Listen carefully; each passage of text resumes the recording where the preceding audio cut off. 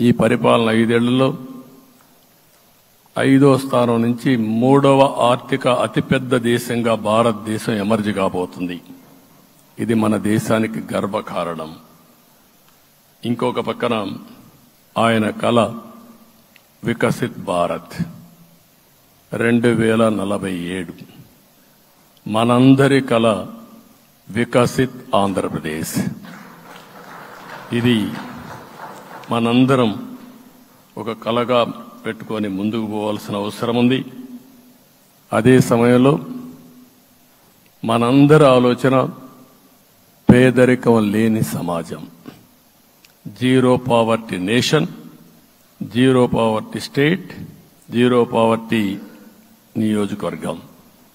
ఇది ఎన్టీ రామారావు గారి కళ. ఆయన చాలాసార్లు నేను మొన్న కూడా చెప్పాను, ఒకప్పుడు కమ్యూనిజం, క్యాపిటలిజం, సోషలిజం, ఇది ఆర్థిక సంస్కరణ రాని ముందు ప్రతి ఒక్కరిని అడిగే విధానం. ఎవరిని అడిగినా మీరు ఏ సైడ్ ఉంటారని అడిగేవాళ్ళు.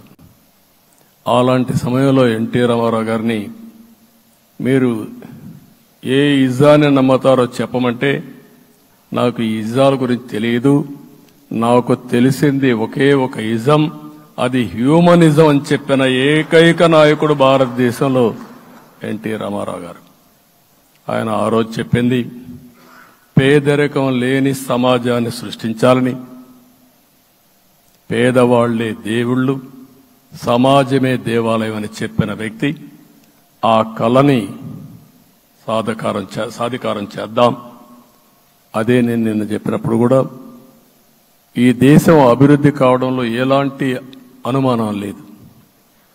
కానీ ఆ అభివృద్ధి ఫలితాలు పేదవాళ్లకు తీసుకుపోవడంలో కాన్షియస్ ప్రజా నిర్ణయాలు తీసుకోవాలి, పబ్లిక్ పాలసీ తీసుకోవాలి. దానికి మన రాష్ట్రం నాంది పలికి కేంద్రానికి కూడా ఒక ఆదర్శంగా మనం నిరూపించుకుందాం.